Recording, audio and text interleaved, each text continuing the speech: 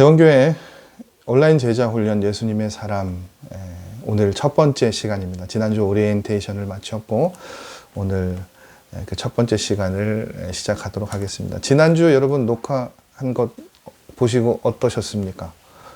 저는 보기가 두려울 정도로 굉장히 어색했는데 여러분은 어떻게 보셨는지 모르겠어요. 이제 영상 보시고 주변에서 많은 말씀들을 피드백들을 해주셨습니다. 목소리가 좋습니다. 이렇게 말씀해 주신 분들도 계시고, 또 목사님 소리가 너무 좀 작으니까 이렇게 좀 올려주십시오. 볼륨을 좀 올려주십시오. 그렇게 말씀하시는 분들도 계셨고요. 조금 여러 가지 좀 부족한 부분들이 있는데 차츰차츰 좀 부족한 부분들, 또 기술적인 부분들은 보완해서 그렇게 여러분께 전달해 드리도록 하겠습니다. 여러 반응 가운데 저희 아내의 반응이 저는 굉장히 좀 충격적이었어요. 두 가지를 지적을 하던데 어떤 지적을 했냐면, 첫 번째는 지난 그 오리엔테이션 때 사실은 제가 녹화를 해야 되겠다라고 이렇게 준비한 것이 아니라 실험적으로 한번 해봐야지 했는데 그냥 원테이크로 쭉 하게 된 거예요. 그러다 보니까 이 옷이 좀 저희 아내 보기에는 바르지가 못했나 봐요. 그래서 그거를 하나 지적을 하고, 또 하나 지적당한 거는 이거였어요. 이렇게 너무 얼굴을 가까이 이렇게 왔다 갔다 하지 말라고 얘기를 하더라고요. 그래서 그 두 가지 내용을 듣고 제가 다른 건 뭐 지적할 내용이 없어요. 그랬더니 다른 건 별로 얘기를 안 해요. 그 아마 제대로 전체 풀 영상을 잘 보지 않았겠죠. 왜 이 말씀을 드리는가 하면, 포인트를 어디에 두느냐에 따라서 이 영상이 함께 하시는 이 시간이 달라질 것 같아요. 왜 여러분, 우리가 흔히 이제 성경 공부를 하게 되면 성경 공부는 뭐 그렇잖아요. 뭐 내용이 어떻고, 뭐 가르치는 뭐가 어떻고, 뭐 여러 가지 여러분들 보시면서 판단하시고, 뭐 예단하시고, 예측하시고, 저는 제가 그랬잖아요. 지난주에 말씀드린 것처럼 이 유튜버가 된 심정이라서, 이거 오리엔테이션 영상 보시고 많은 분들이 아이고 들을 거 없겠다 이렇게 생각하실까봐 굉장히 초조하고 또 계속해서 기도하게 되더라고요. 근데 여러분, 한 가지 당부드리고 싶은 것은 성경 공부가 아니라 제자 훈련이잖아요. 그래서 제자 훈련이라는 것에 포인트를 두시고 우리가 30주 동안 이 과정들을 진행할 수 있었으면 좋겠습니다. 목사님 누가 뭘 물어보셨더라? 회비 없습니까? 물어보시는데, 저희가 대면에서 하시면 한 번씩 교제도 하시고 식사도 하셔야 되니까 그럴 필요가 있을지 모르겠는데, 온라인으로 하는데 굳이 회비 필요하겠습니까? 회비 없으시고 여러분 교재 구입하신 거 여러분 스스로 자비로 하시면 될 것 같고요.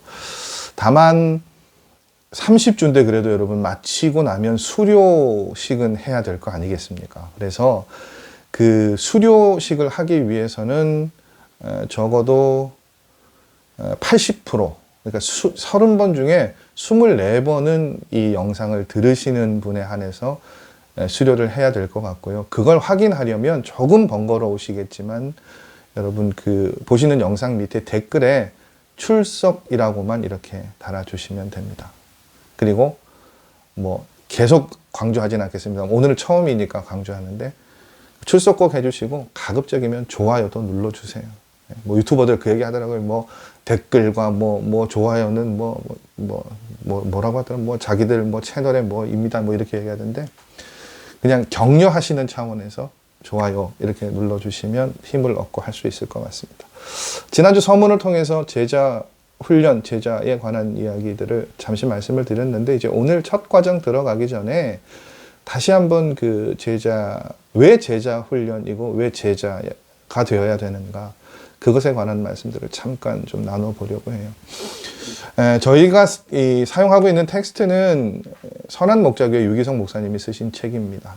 그런데 사실 우리나라에서 제자 훈련이라는 이 개념을 도입하신 가장 선구자이셨고 또 가장 그것에 에너지를 많이 쏟으셨던 목사님은 사랑의 교회를 담임하셨던 고 오카는 목사님이세요. 그래서 그 오카는 목사님의 그 뭐 평깨라고 불리죠. 평신도를 깨운다부터 시작해서 그 뭐 여러 가지 그 제자 훈련의 과정들이 있는데, 그 오카노 목사님이 살아생전에 그 제자 훈련에 관해서, 그 제자에 관해서 그 인터뷰하신 그 인터뷰를 제가 제자 훈련을 준비하면서 다시 한번 찾아보게 되었습니다. 왜 해야 되는가?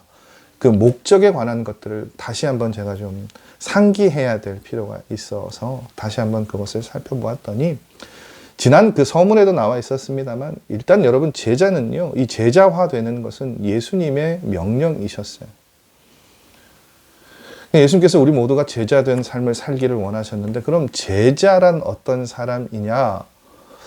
성경의 여러 가지 그 말씀들 가운데 가장 가까운, 가장 비슷한 정의는 뭔가 하면, 예수 그리스도를 닮기 원한 사람, 예수님처럼 인생을 살아보았으면 하는 꿈을 가진 사람, 그래서 인격도 주님을 닮아가고 삶도 주님을 쫓아가고자 하는 인생의 목표를 설정한 사람들을 뭐라고 하느냐? 예수님의 제자라고 한다는 거예요.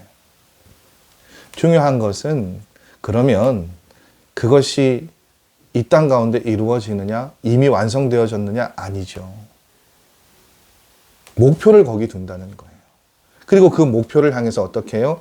목표를 정확하게 인식하고 삶을 조정해 가는 사람을 예수님의 제자라고 하고, 그런 사람을 만드는 것이 뭐냐? 제자 훈련이라고 합니다. 그 적절하진, 우리 여자분들은 좀 피곤하실 예일지도 모르는데, 군대 가면 사격을 하면은요, 표적지라는 게 있고, 우리가 그냥 일반적으로 생각하기에는 총을 먼저 이렇게 쏘면 어디를 봐야 된다고 생각하십니까, 여러분? 요렇게 뭐 동그라미가 있으면 가장 우리 양궁처럼 10점, 거기를 쏘는 게 목표라고 생각하시죠. 그런데 다들 그것을 목표로 하고 있지만 단박에 그게 이루어집니까? 아니에요. 그 10점 관역에 맞추기 위해서 제 기억으로는 제일 먼저 군대 사격에서 가르쳐 주는 게 뭐냐면 탄착군을 형성하라고 합니다. 이게 뭐냐면 5발을 쐈는데 여기 그 운 좋게 하나 가운데 맞은 것, 그걸 군대에서는 가치 있게 여기지 않아요. 정중앙에 맞지 않더라도 오른쪽이라도 5개가 다 비슷하게 맞춰져 있는 것을 먼저 요구합니다. 그렇게 비슷하게 만들어진 것을 탄착군이 형성됐다고 하죠. 그리고 나서 이 총에 보면 클리크 수정이라는 게 있어요. 여기 있는 걸 뭐 요걸 몇 바퀴 또 몇 바퀴 돌리면 이렇게 해서 어떻게 해요? 10점에 맞출 수 있도록 이렇게 형성하는 것이죠. 그러니까 제자 훈련은 그 클리크 수정, 뭐 탄착군 형성에서 10점으로 가기까지 그 과정을 뭐라고요? 제자 훈련이라고 하는 거예요. 그러니까 제자 훈련은 어떻게 해요? 미완성이죠. 미완성이에요.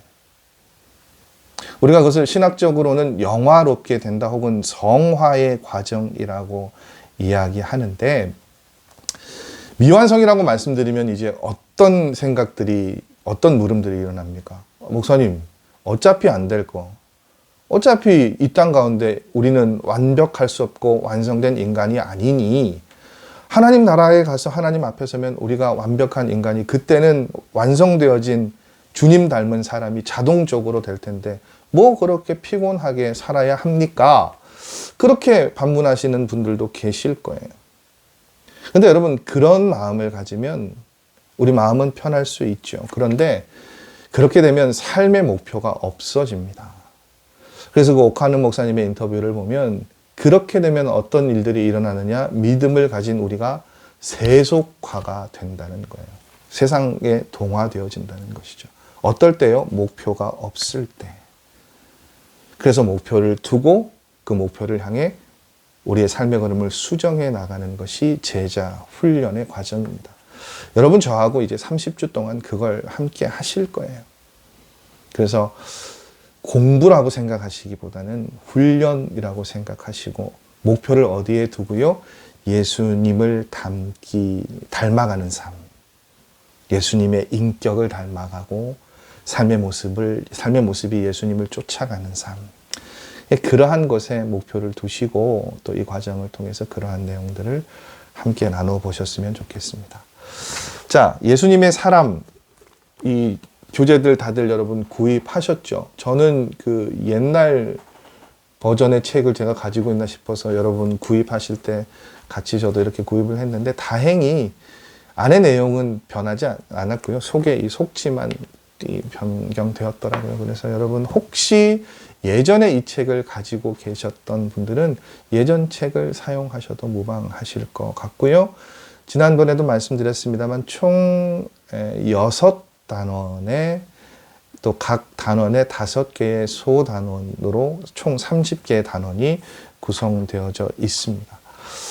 십자가의 능력이라는 단원이 첫 번째 시작되어지는 단원이에요. 오늘 우리가 여러분과 함께 나눌 내용은 그 십자가의 능력이라는 첫 번째 단원 가운데 또 작은 첫 번째 소단원 십자가의 능력이 무엇인가라는 단원 주제를 가지고 또 하나님의 말씀을 함께 나누어 보려고 합니다.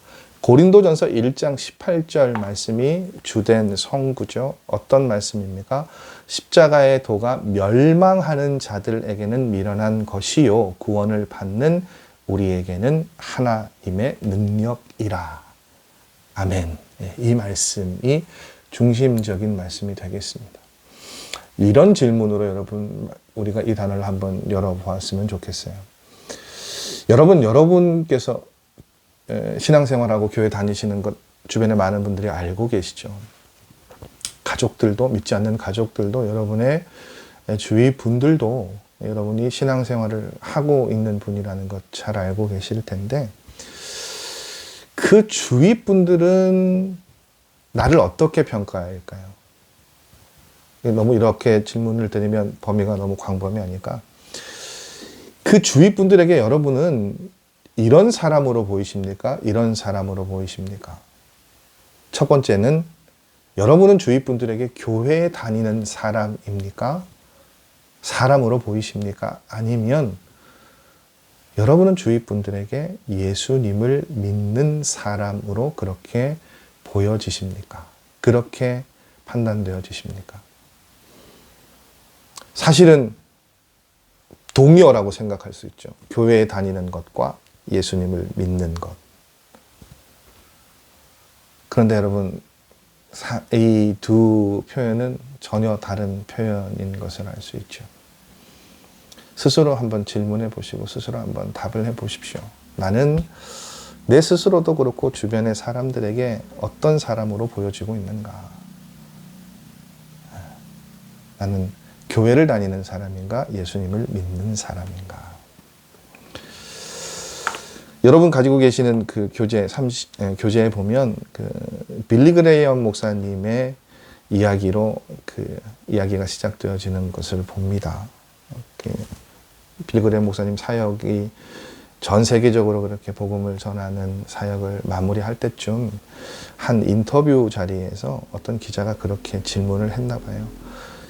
목사님 여러 나라 많은 지역에 복음을 전하셨는데 그 여러 사역 가운데 좀 아쉬운 부분이 있다면 어떤 부분이 있으실까요? 그렇게 물어보았다고 해요. 근데 여러분 그 빌리 그레이엄 목사님의 대답이 어떤 대답이었습니까? 여러분의 책에도 나와 있죠. 어떤 표현입니까? 나는 지금까지 복음이 교회 밖에만 필요한 줄 알았습니다. 그런데 새삼스럽게 깨닫는 것은 교회 안에 복음을 필요로 하는 사람이 더 많다는 사실입니다. 라는 거예요.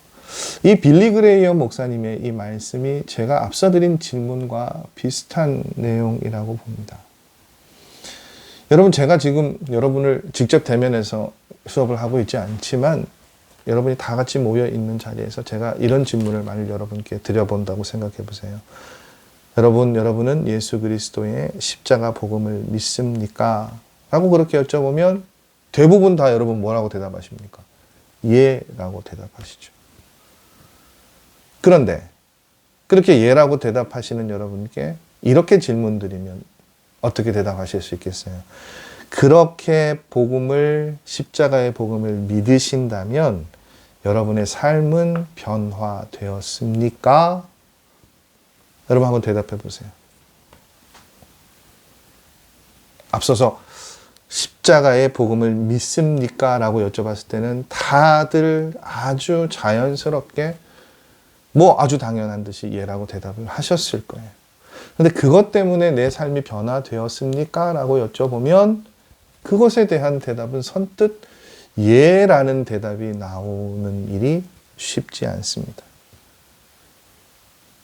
참 아이러니하죠. 많은 사람들이, 저도 그렇지만, 우리가 십자가의 복음을 믿는다고 이야기하는데, 믿으면 변화가 일어나야 되는데, 삶에 전혀 변화가 없어요. 그럼 여러분, 그 십자가의 능력이 그렇게, 능력이라고 표현하기가 좀 어려울 정도로 그렇게 미미한 것입니까? 우리의 삶을 변화시키지 못할 정도로요? 그건 아니죠. 여러분, 책에 나와 있는 또 다른 예를 한번 보십시오. 어떤 그 장로님께서 아마 이 유목사님 교회에 간증을 하러 오셨을 것 같아요. 오셨던 것 같아요. 그래서 이제 장로님과 목사님 이렇게 쭉 말씀하시다가 장로님이 이렇게 간증을 시작하셨는데 그 장로님의 말씀 가운데 이런 표현이 있죠. 이런 표현이 있었다고 하죠. 나는 예수님을 늦게 믿었습니다. 그것은 사람의 상황에 따라 빠를 수도 있고 늦어질 수도 있는데 그 이유에 대해서 뭐라고 이 장로님이 이야기하셨는가 하면 내가 대학교 3학년 때쯤 예수님을 믿게 됐는데 그 이유가 뭐라고 이야기하시는 거예요. 대학에 들어갈 때까지 예수 믿는 사람을 보지 못했기 때문이라는 거예요. 여러분 이거 좀 그 목사님 책에도 나와 있습니다만 상식적으로 이해가 안 되잖아요. 대한민국이라는 나라예요. 복음의 기적을 일으켜 세운 나라가 우리나라입니다. 대부분의 많은 교회들이 부흥의 때를 이야기했고요. 대부분의 많은 사람들이 심지어 한때는 우리나라 인구의 근 20%가 넘어가는 사람들이 예수님을 믿었던 그런 시절이 우리에게 있었어요. 장로님이시니까 이 장로님이 젊은 시절에는 그때가 거의 절정이었을 때였겠죠. 근데 그때 예수님을 믿는 사람이 초, 중, 고를 다니면서 한 번도 없었다는 게 상식적으로 이해가 되어지십니까? 불가능한 일이에요. 그렇죠. 지금 복음화율이 정말 떨어져도 제가 저희 아들들한테 물어봐도 그래도요, 한 학년에 몇 명은 교회 다니는 애들이 있어요. 근데 왜 이 장로님은 그렇게 말씀하셨을까요? 그렇게 내가 예수님을 믿는 사람을 한 사람도 보지 못했습니다. 라고 이야기하시고 난 다음에 장로님의 이어지는 답은 무엇이었습니까? 그런데 교회 다니는 사람은 많이 보았다라고 말씀하고 계시죠. 참 여러분 우리의 삶의 모습을 좀 돌아보아야 될 이야기이지 않을까요? 어쩌면 우리도 그 장로님이 이야기하시는 자신을 스쳐간 수많은 교회 다니는 사람 중에 하나로서의 삶을 지금도 살고 있지는 않는지 저 말씀을 보면서 그런 생각이 들었어요. 그랬던 장로님이 대학교에 들어가서 어떤 경험을 하게 됩니까? 기숙사의 룸메이트를 만나게 됐는데 이 친구가 어떻게 해요? 늘 기뻐하고 감사하고 배려할 줄 알고 이게 삶이 너무너무 다른 사람들에게 선한 영향력을 끼치는 삶이라는 것이죠. 삶이었던 것이죠. 궁금하잖아요. 장로님 물어보셨대요. 어떻게 그렇게 할 수 있냐고. 그때 친구의 대답이 뭡니까? 내가 예수님을 믿고서 그렇게 바뀌었다. 너도 예수님 믿어. 그 말에 이 장로님이 그때부터 예수님을 구주로 모시게 되었다고 하는 것입니다. 여러분 제자 훈련의 과정 제가 말씀드렸죠. 다시 한번 반복해서 말씀드립니다. 결국 이 제자 훈련의 과정을 통해서 우리가요. 교회만 다니는 사람이 아니라 예수 믿는 사람으로 변화되어지는 일. 그것들을 우리가 목표로 삼고 나아갈 수 있어야 돼요. 왜냐하면 교회만 다니는 사람과 달리 예수를 믿고 예수를 구주로 영접한 하나님의 사람들에게는요, 정말로 놀라운 능력들이 약속되어져 있기 때문이에요. 어떤 것들을 약속하십니까? 총 3가지 정도의 내용이 있는데, 여러분, 우리가 예수를 온전히 인격적으로 믿고 제자로서의 삶을 살아가게 되면 어떠한 변화들이 삶 가운데 일어나는가 하면, 첫 번째요, 만족하는 삶을 살게 됩니다. 그런데 거기 텍스트를 보시면 만족하는 삶 앞에 어떤 표현이 수식되어져 있습니까? 아무런 부족함도 느끼지 못할 정도로 만족하는 삶이요. 그래서 요한복음 4장 14절에 말씀이 나와 있죠. 내가 주는 물을 마시는 자는 영원히 목마르지 아니하리니 내가 주는 물은 그 속에서 영생하도록 솟아나는 샘물이 되리라. 여러분, 영원히 목마르지 않는다는 게 결국 어떤 삶을 이야기하는 거예요? 부족함이 없는 삶이요. 그러니까 우리 안에 그 예수님의 약속이 이루어졌다면, 우리가 정말로 예수님의 말씀을 믿는 사람이라면 우리 안에 어떤 변화가 일어나야 된다고요? 어떤 삶이 우리의 삶 가운데 어떤 고백들이 장착되어져야 된다고요? 나는 만족합니다. 그 고백이 나와야 된다. 두 번째는요, 주위에 대단한 영향력을 끼치는 삶을 산다는 것이죠. 요한복음 7장 37절 38절 말씀, 여러분 그 책에 나와 있는 말씀 우리 한번 함께 같이 읽어보시죠. 요한복음 7장 37절 38절 말씀입니다. 명절 끝날 곧 큰 날에 예수께서 서서 외쳐 이르시되 누구든지 그 배에서 생수의 강이 흘러나오리라 하시니. 여러분, 생수의 강이 흘러나온다는 것은요, 이 주위에 생수의 강이 흘러나온다는 거잖아요. 그러니까 주변에 대단한 영향력을 끼치는 그러한 삶의 모습들을 이야기하는 것이죠.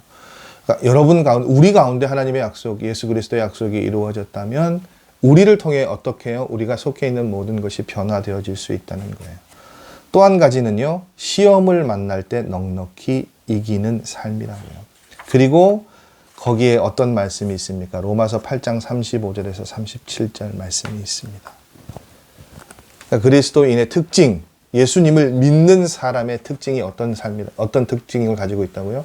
시험을 당해도 넉넉히 이기는 삶이요. 여러분, 한번 우리 안에 이러한 모습들이 지금 잘 자리 잡고 있는지 보십시오. 어떤 상황이라도 만족할 수 있고, 또 나로 인해 선한 영향력이 주위에 흘러 넘쳐가고 있고, 어떤 시험을 당해도 우리가 환난 가운데서도 이겨낼 수 있는 삶을 살아가고 있는가. 말씀은 분명히 그것들을 이야기하고 계시는데, 그것들을 약속하고 계시는데요. 그런데 실제 우리 삶의 모습을 들여다보십시오. 만족보다는 결핍을 우리가 더 많이 이야기하죠. 선한 영향력보다는 오히려 악한 영향력에 압도되어지거나 동화되어질 때가 많죠. 우리 그런 거 잘 하잖아요. 남들이 다 하니까 우리도. 그래서 그렇게 하지 않으면 어떻게 해요? 뭐 그렇게 삽니까? 남들도 다 그러는데 누가 알아주는 것도 아닌데. 그렇게 이야기하죠. 아주 작은 삶의 순간, 뭐 차선을 위반하거나 줄을 쓰거나 뭐 아주 기초적이고 기본적인 것들을 할 때 나만 원래 것들대로 또 원래 해야 되는 것들을 지키면요, 어떻게 해요? 내가 좀 소외된 것 같고 이렇게 살아서 뭐 하나 싶기도 하고 그런 마음들이 있어요. 그러니까 오히려 어떻게 해요? 내 선한 모습이 다른 사람들을 압도할 수 있어야 되는데 그런 모습들이 우리 안에서는 참 희박한 것을 봅니다. 시험을 당하면 어떻게 됩니까? 좌절하죠. 환난하죠. 환난의 때를 경험하면 우리가 눈물을 흘릴 일이 더 많죠. 왜 그러면 하나님의 약속과 실제 우리 삶에 이러한 괴리감들이 일어날까요? 이런 격차들이 왜 생겨날까요? 어떻게 보면 정반대의 길을 걸어가고 있잖아요. 하나님께서 하나님을 믿는 사람에게는 이러한 일들이 일어날 것이고 그것이 당연하다고 말씀하셨고 그렇게 될 것이라고 약속하셨는데 정작 우리의 삶은 그런 삶을 살아가지 못해요. 왜 이런 갭이 일어날까요? 이제 그것에 대한 답이 오늘 1다던에 우리가 핵심적으로 나눠야 될 내용입니다. 뭡니까? 십자가의 도가 우리에게 하나님의 능력으로 나타나지 못하기 때문이에요. 다시 한번 여러분 고린도전서 1장 18절의 말씀을 떠올려 보십시오. 다시 한번 우리 읽어볼까요? 1장 18절 말씀 다시 한번 읽어보겠습니다. 십자가의 도가 멸망한 자들에게는 뭐라고요? 미련한 것이고 구원을 받는 우리에게는 하나님의 능력이라고요. 똑같은 십자가의 도인데 멸망하는 자들에게는 이것이 미련한 것이에요. 그런데 구원을 받은 우리에게는 이것이 뭐라고요? 하나님의 능력이라는 겁니다. 똑같은 예수님의 십자가인데 그 십자가가 어떤 사람에게는요, 미련한 것으로 보이고 어떤 사람에게는 하나님의 능력으로 보인다는 거예요. 그럼 여러분에게는 이 십자가, 예수 그리스도의 십자가가 무엇으로 보입니까? 어떻게 그 십자가가 여러분에게 다가오고 계세요? 오늘 이 텍스트를 보시면 그런 표현이 있죠. 많은 사람들이 교회는 다니는데 예수님과 인격적인 만남이 없어요. 저는 그것을 말씀을 통해서 부딪히는 일이라고 그렇게 저는 그 표현을 하거든요. 말씀이 들려지고, 그러니까 꼭 설교 말씀이 아니더라도 내가 성경 말씀을 읽는 가운데, 묵상하는 가운데, 다른 설교를 듣는 가운데 그 말씀이 그냥 들렸다가 사라지는 게 아니라 마음과 생각을 두드리고 변화시키고 그 말씀을 통해서 내 안에 변화가 일어나는 일들이잖아요. 근데 그러한 일들이 일어나야 되는데 그러한 일들이 일어나지 않으니까 그냥 십자가는 능력이 아니라 하나의 이미지고 상징에 그칠 때가 많죠. 근데 여러분 십자가가 그냥 상징의 하나입니까? 아니죠. 그렇게 생각하게 되면 사실은 십자가 우리가 그렇게 또 얘기하시는 분들도 있죠. 하나의 사용의 도구일 뿐이었고 그렇게 말씀들을 하시는데 그런 이미지나 상징이 아니라 십자가는요 결국 뭐라고요? 능력이라고요. 십자가 복음이 놀라운 것이라고 이야기하고 있죠. 여러분 잘 알고 계시는 것처럼 예수님께서 우리 죄를 대신 짊어지시고 십자가에 달려 죽으셨다는 것을 믿어야 우리가 어떻게 해요? 구원을 받아요. 그게 복음 중에 복음입니다. 근데 여러분 그것이 정말로 우리 안에 믿음으로 고백되어져야 합니다. 그 믿음으로 고백되어지는 일들이 일어난다면 정말로 그래서 우리 안에 예수 그리스도께서 살아계신다는 것을 믿는다면 우리 안에 어떤 일들이 일어나야 된다고요? 그 십자가를 통해서 그 십자가의 능력이 나타나야 됩니다. 여러분이 정말 우리를 향한 예수 그리스도의 사랑을 믿는 분이시라면 그게 무엇을 통해서 나타나야 됩니까? 원수를 사랑하는 것이요. 우리가 정말로 예수님을 믿는 사람이라면 더 이상 죄를 짓지 않아야 정상이죠. 정말 우리가 하늘의 소망을 품고 두고 살아가고 있다면 우리가 고난을 두려워하지 않고 감사하는 마음을 품어야 합니다. 여러분 십자가의 도는 오늘 말씀이 뭐라고요? 하나님의 능력이라고요. 우리는 그것을 안다고 이야기합니다. 믿는다고 이야기를 합니다. 그런데 여전히 우리는 누군가를 증오합니다. 누군가에게 상처를 줍니다.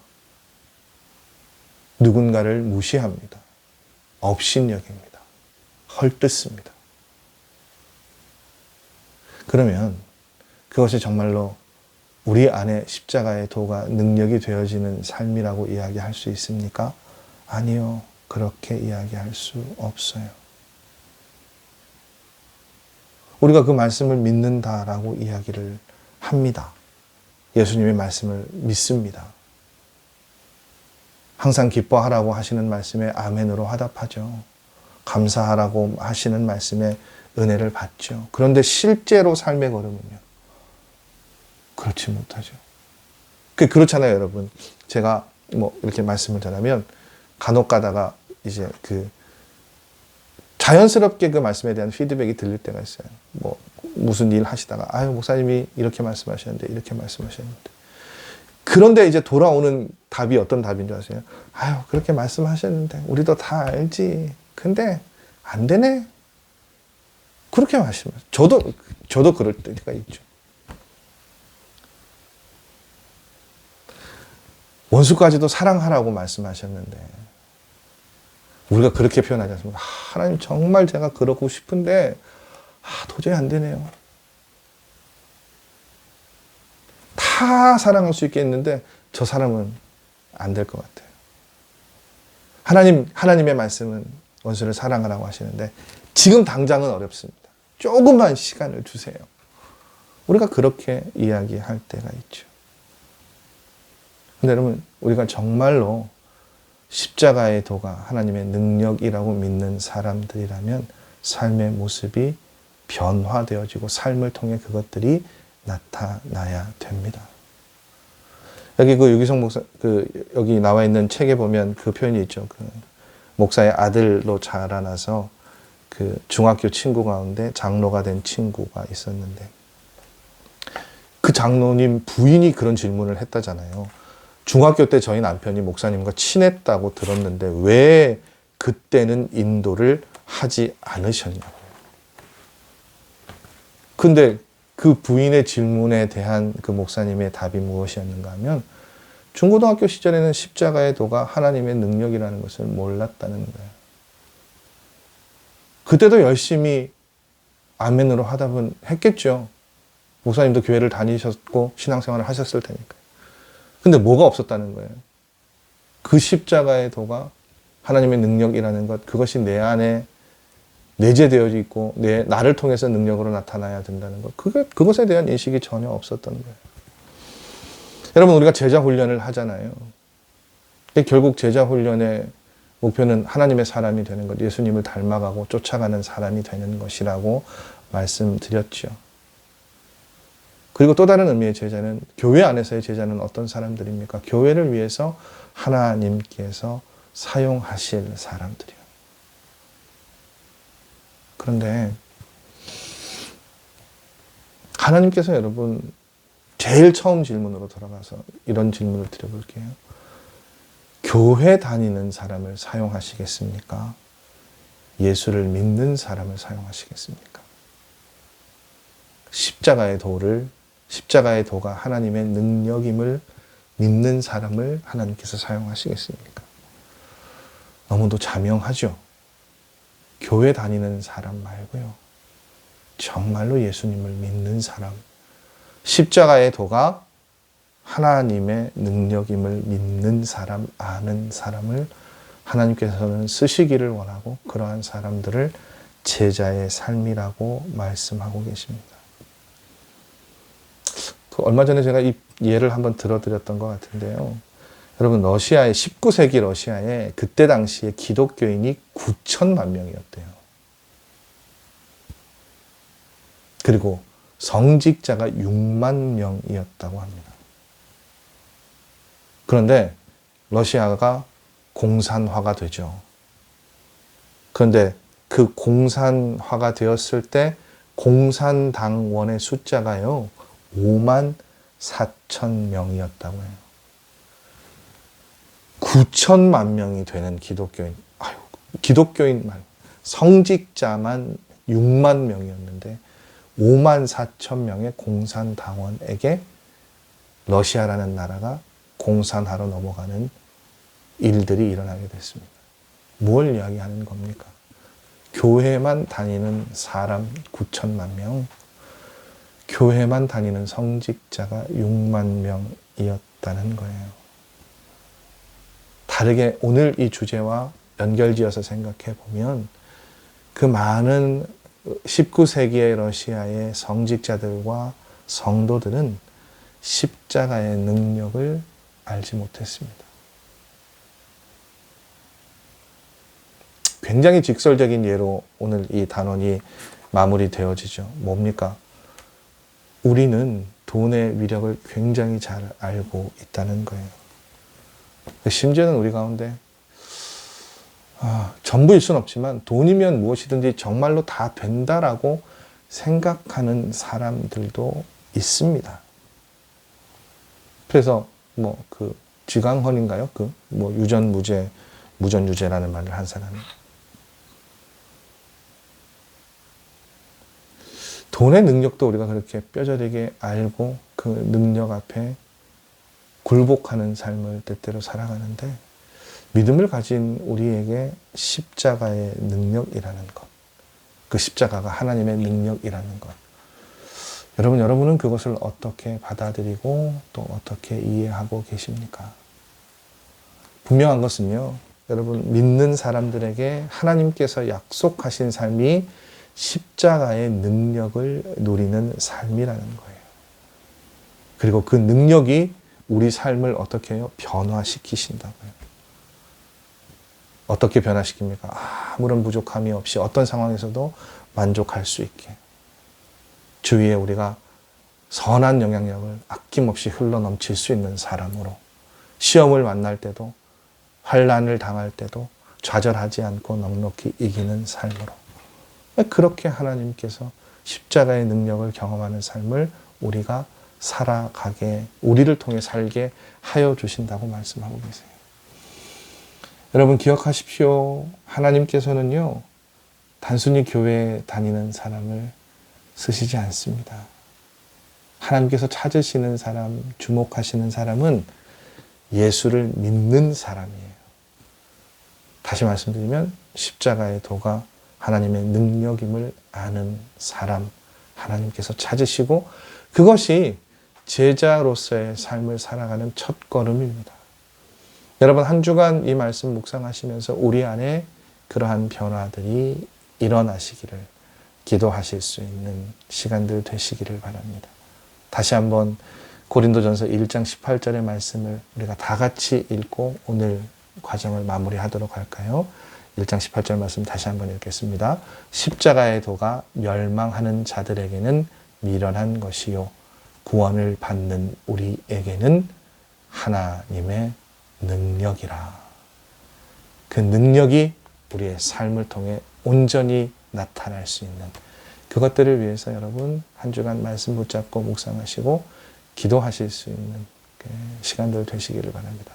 저는 다음 주 목요일 다시 여러분 찾아뵙도록 하겠습니다. 한 주간 주님 안에서 평안히 보내시고 또 교회에서 만날 때는 반갑게 맞아주시고 또 서로 이 말씀을 가지고 함께 생각들을, 마음들을 나눌 수 있는 그런 시간들 되셨으면 좋겠습니다.